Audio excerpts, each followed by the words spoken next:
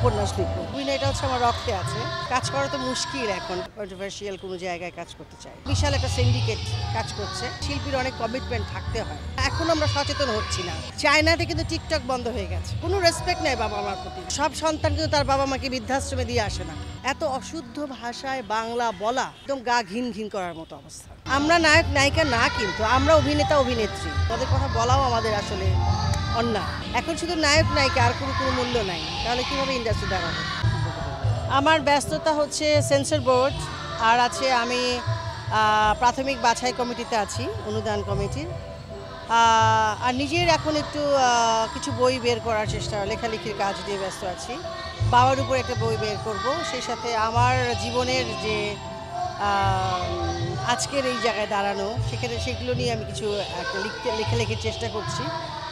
আর একটা উপন্যাস লিখব। আসলে অভিনয়টা তো মুখ ফিরিয়ে নেওয়া যায় না আসলে, কারণ হচ্ছে অভিনয়টা হচ্ছে আমার রক্তে আছে। কিন্তু সেই ধরনের স্ক্রিপ্ট না হলে, গল্প না হলে, চরিত্র না হলে, ডিরেক্টর না হলে কাজ করা তো মুশকিল এখন। কারণ হচ্ছে যে এখন সারা জীবন তো কম্প্রোমাইজ করেছি কাজ করার জন্য, জীবিকার জন্য। এখন আসলে ওই জিনিসগুলো করতে ইচ্ছে করে না। এখন মনে হয় যে একটা ভালো স্ক্রিপ্ট, ভালো ক্যারেক্টার, ভালো ডিরেক্টর, ভালো রেসপেক্টফুল একটা জায়গা, রেসপেক্টফুল, পিসফুল, কন্ট্রোভার্সি হবে না, কন্ট্রোভার্সিয়াল কোনো জায়গায় কাজ করতে চাই। নাটকের শিল্পীরা কিন্তু সত্যি খুবই কর্মঠ এবং কাজও করছে, তবে সেখানেও বিশাল একটা সিন্ডিকেট কাজ করছে। আর ওটিটিতেও তাই, বিরাট সিন্ডিকেট। কিছু কিছু শিল্পী একই রকমভাবেই কাজ করে যাচ্ছে। সমস্ত শিল্পীকে মেল্ট করার যে দায়িত্ব, আসলে শিল্পী হলেও তো হয় না। শিল্পী হলেই যে শুধুমাত্র আমি টাকার পেছনে দৌড়াবো তা নয়, কিন্তু শিল্পী হচ্ছে, শিল্পীর অনেক কমিটমেন্ট থাকতে হয়, যেগুলো আমরা দেখে বড় হয়েছি, জেনে বড় হয়েছি। আমরা নিজেরাও সেটা করবার চেষ্টা করেছি। শিল্পের একটা আলাদা সৌন্দর্য আছে, সেটা সবাই বুঝতে পারে বলেই কিন্তু এখন আমরা সচেতন হচ্ছি না। এবং দেখো, রাষ্ট্রের একটা বড় ভূমিকা আছে। এখন বলতে পারে যে সবাই, রাষ্ট্র কেন সব জায়গায় নাক গলাবে? রাষ্ট্রই নাক গলাতে হবে। চায়নাতে কিন্তু টিকটক বন্ধ হয়ে গেছে। টিকটক শুধুমাত্র 20 টাকা এমবি ভরে। একটা ছেলে মেয়েও কিন্তু বাবা মাকে কোনো সাহায্য করে না, কোনো রেসপেক্ট নেই বাবা মার প্রতি। এবং সারাক্ষণই বাবাকে বকতেছে, মাকে বকতেছে, বাসা থেকে বের করে দিচ্ছে। মানে এগুলো হচ্ছে টিচ করছে। এইটা কোনো না। আমাদের সমাজে অনেক সুন্দর সংসার আছে, যারা বাবা মাকে সারা জীবন অনেক সম্মান করেছে।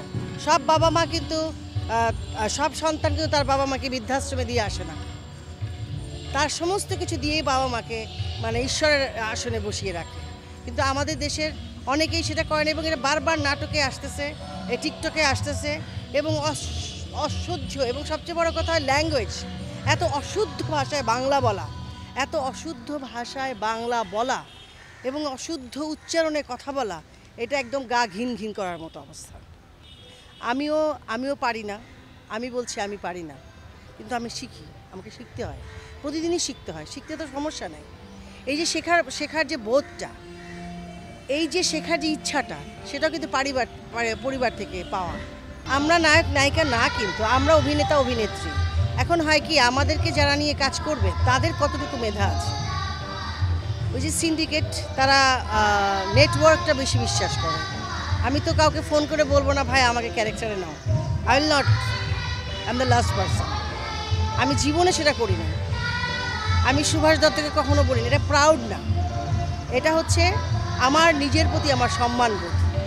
আমাকে সুভাষ দত্ত, আমাকে খানা তাউর, আমার সবাই শ্রদ্ধেয়, আমাদের রাজ্জাক কাকু, ওনারা কিন্তু ওনাদের চরিত্রের প্রয়োজনে আমাকে নিয়েছেন, বা যাকেই নিয়েছেন ওনারা সেই সময়, আমাদের যারা শ্রদ্ধেয় ছিলেন বা তারপরের যারা, তাদের সবাইকে তাদের প্রয়োজনে নিয়েছে। কিন্তু আমাদের পরের থেকেই কিন্তু আসলে চেইন অফ কমান্ড ভেঙে গেছে অলরেডি। যখন আপনি আপনার কাজকে ভালোবাসবেন না, বা আপনি যেখানে দাঁড়িয়ে আছেন সেই জায়গাটাকে আপনি সম্মান করবেন না, সেইটা কিন্তু আপনার কোনো কিছুই দাঁড়াবে না। সেটা কোনো কিছু দাঁড়াবে না, কোনো জায়গায় মানে একটা কি বলবো, ভাইটাল রোল প্লে করবে না। আমার কথা হচ্ছে, বাংলাদেশে অনেক শিল্পী আছে যাদেরকে তৈরি করা যেত। ডিরেক্টররা যদি কমান্ডিং না হয়, তাদের বোল্ড ভয়েস না হয়, সেখানে কিন্তু মুশকিল। কোন ক্যারেক্টারে কে যাবে সেটাও বুঝতে হবে।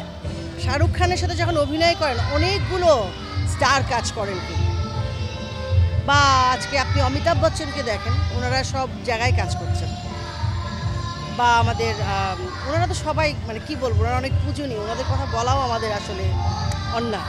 রাজ্জাক কাকু যখন কাজ করতেন তখন সবাই ওনার সাথে কাজ করতেন, আমরা ভয় পেতাম, কিন্তু কাজ করবার সাহস কিন্তু ওনারাই দিয়েছিলেন।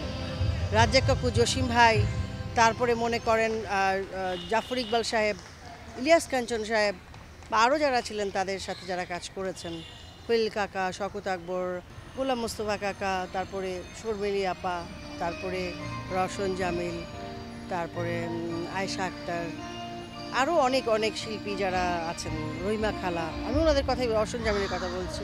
ওনারা তো আসলে আমাদের পূজনীয়, নমস্য, সবাই তো অভিনয় করেছেন, এবং ছোটোখাটো যারা রোল করেছেন তারাও কিন্তু রেসপেক্ট পেয়েছেন, যারা পাসিং শট দিয়েছেন তারাও রেসপেক্ট পেয়েছে।